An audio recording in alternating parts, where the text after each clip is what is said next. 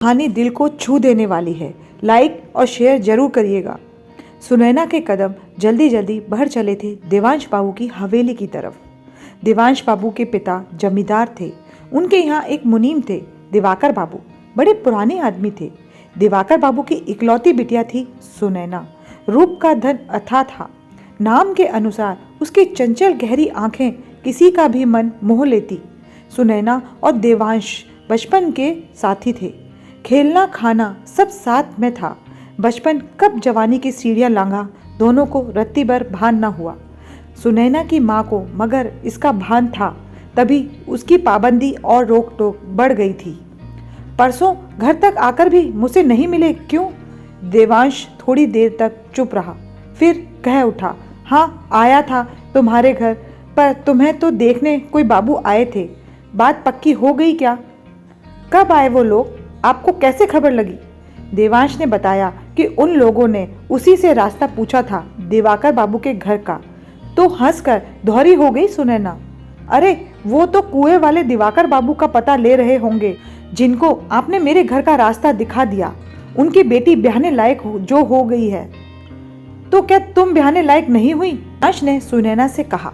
धत कह सुनैना जाने को पलटी तो देवांश ने उसकी कलाई थाम ली। जवाब दिए बिना नहीं जा सकती। लाज से दोहरी हो गई सुनैना, ये क्या, यही सब सीख रहे हैं आप?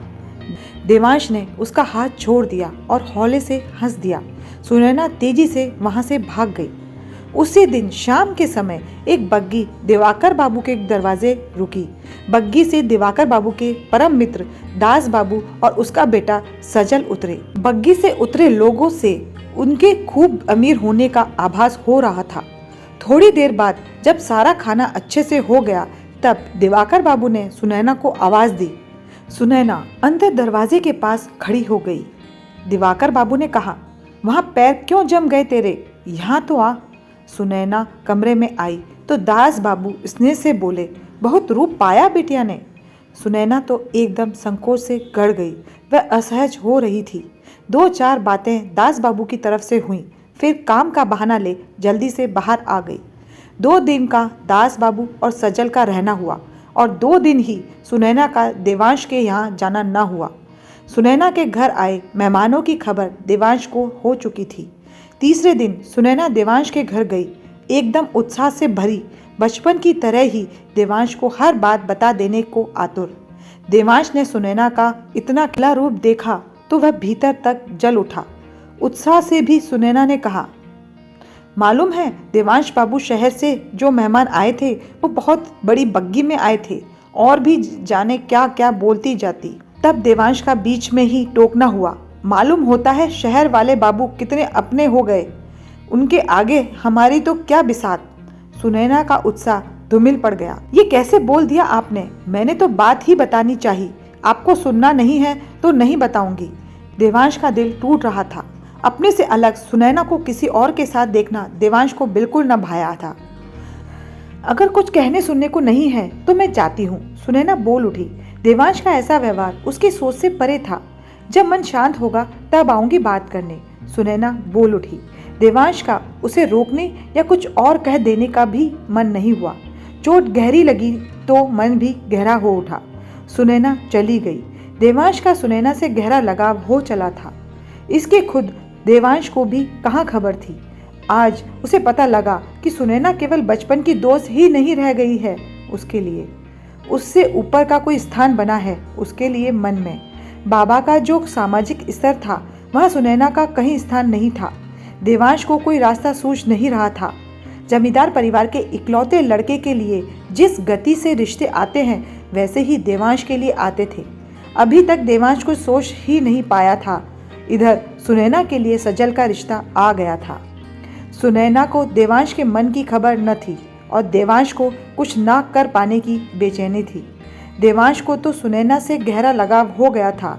उस रिश्ते को समाज कितनी मान्यता देगा और क्या बाबा तैयार होंगे इस रिश्ते के लिए? सुनैना का दूसरे दिन आना हुआ। जाने आज भी क्या कुछ सुन लेने को मिले।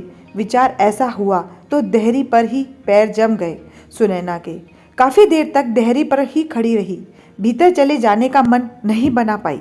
देवांश का उधर आना हुआ तो देहरी पर सुनैना को देख उसका मन पसीज उठा। पीछे कितना कुछ सुना दिया, भीतर आ जाओ, दरवाजे पर ही क्यों बनी हो। देवांश के इतना कह देने भर से सुनैना को सहारा हो गया, तुरंत भीतर आ गई। उसे चिढ़ा देने की गरज से देवांश बोल उठा, कल तो दूसरे गांव जाना होगा। पुजारी जी की नज़र में दूसरे गांव की एक लड़की आई है, देख आऊं, पसंद आने से बात पक्की ही कर लेनी होगी। ये आज नया विचार कहाँ से आया। मन कुछ टूटा तो सुनैना ने कहा, देवांश की ब्याहता आएगी ऐसा तो मन ही नहीं बना अभी तक। देवांश देख पा रहा था सुनैना के भीतर का उथल पुथल। सामने सुनैना का इतना ही बोलना हुआ, हाँ आपको जाना चाहिए, गृहस्थी बसा लेने की उम्र जो हो गई है। देवांश का मन हुआ कह दूं कि जिसके साथ गृहस्थी बसाना चाहता हूँ उसका तो विचार ही नहीं है ऐसा कर लेने का। देवांश को इस पल जरा भी खबर होती कि सुनैना के लिए सजल का रिश्ता आया है तो वह ये बात उठाने का कभी न सोचता। देवांश ने तो सुनैना को परख लेने का ही मन बनाया था। वैसे सुनैना से अलग किसी और का सोच भी नहीं सकता था। अतः दूसरे दिन दूसरे गांव जाने का मन बना लिया देवांश ने। दोनों को जरा भान न था इस बात का कि नियति क्या खेल खेल रही है दोनों के साथ। सुनैना के लिए सजल का रिश्ता आना सुनैना के माँ बाप के लिए बड़ी बात थी। कहाँ से ढूंढ पाते वे ऐसा घर। सामने से आए इस रिश्ते को ठुकराना भी तो किस बिना पर होता। माँ बाबा का मन पक्का हो गया था इस रिश्ते को लेकर। सुनैना को बताना बाकी था। सुनैना आई तो माँ उसे बता देने को उत्सुक हो उठी, पर सुनैना को कोई खुशी नहीं हुई। सजल अच्छा तो था पर बहुत मन रमा हो उससे ऐसा उसे नहीं लगता था। पर अब तो देवांश बाबू भी अपने ब्याह का सोच बैठे हैं तो वो क्यों नहीं। रात भर सोचने के बाद सुबह उठ हाँ कह दिया। हाँ सुनते ही बाबा शहर की तरफ चल दिए सब कुछ पक्का करने को। देवांश को कुछ ना बता पाने की कसक उसके मन में बसी थी। अब हर कुछ देवांश को बता देना नहीं होगा। दूसरे घर जाना और पति परिवार में रमना होगा। देवांश का सांझ तक आना हुआ। सुनैना को दिन भर सता लेने का जो दम लिए फिरता था, सुनैना का सांझ आना न हुआ। माँ की रोक थी, किसी की ब्याहता होने जा रही है, अब तेरा यूं बार बार हवेली जाना ठीक न होगा। दूसरे दिन सवेरे ही सुनैना का देवांश के घर जाना हुआ। देवांश को जो दम बसा था सुनैना को हैरान परेशान करने का, उसे वो सुनैना के चेहरे पर भी देख लेना चाहता था। पर सुनैना का चेहरा तो वैसे ही बना हुआ था। तब देवांश को यही लगा कि सुनैना को सबक मिल गया होगा। सुनैना देहरी पर ही ठिठक गई। देवांश के कहने पर भी भीतर नहीं आई। देवांश को लगा कि कुछ ज़्यादा कठोर हो गया है वो सुनैना से। इतना दुख देने की सोच नहीं सकता, इसलिए उसको बहुत प्यार आ गया। आज वहीं क्यों ठिठकी हो, अंदर चले आने में इतनी असुविधा क्यों। आज से अंदर आना न हो पाएगा, सुनैना बोल उठी। देवांश हंस दिया, अरे मुझे लड़की बिल्कुल भाई नहीं, ऐसी क्यों नाराज हो रही हो। बाबा मेरा ब्याह पक्का करने शहर गए हैं। जैसे ही सुनैना ये बोली तो देवांश ने यही सोचा कि वे भी हंसी ठिठोली ही करती होगी। देवांश हंस दिया, मैंने तो मजाक किया था, आपका मजाक करना महंगा हुआ देवांश बाबू। बाबा सच ही मेरा ब्याह तय करने शहर गए हैं। देवांश का हंसना एकदम रुक गया। कुछ देर उसे भान ही नहीं रहा कि क्या कहे। कुछ देर चेतना आने पर सुनैना से पूछ ही बैठा, मेरा जाना तो एक दिन का ही हुआ, उसमें ही सब तय कैसे हुआ। आगे से मैं कोई मजाक नहीं करूँगा। सुनैना को भी सुन आघात हुआ। अगर मेरे लिए ऐसी सोच थी तो बोलते तो सही, अब तो बात बिगड़ गई। जब दो बोल ही बोल नहीं पाए तो अब क्या हो पाएगा। बात तो तभी हो गई थी जब शहर से दास बाबू का आना हुआ था। बात उनकी तरफ से हुई थी। बाबा का मेरी हाँ के बाद विचार हुआ। कल आपने लड़की देखने का कहा तो मैंने भी बाबा को हाँ कह दिया। देवांश का मन बहुत भारी हो उठा। खो जो दिया था उसने सुनैना को। बस एक दिन का अंतर हुआ और उसका सब खत्म हो गया। बस इतना ही कह पाया, तुम ब्याह कर अच्छे घर जा रही हो, बहुत खुश रहना, कोई सोच ना रखना यहाँ की। अब तुम जाओ, मेरे कारण कोई तुम्हें कुछ कहे तो मुझे नहीं भाएगा। देवांश ने पास आ सुनैना के सर पर हाथ रख दिया। अब जाओ। सुनैना की आंखें सजल हो उठी, जाने फिर कब देखना हो। देवांश का साथ आज से छूटा।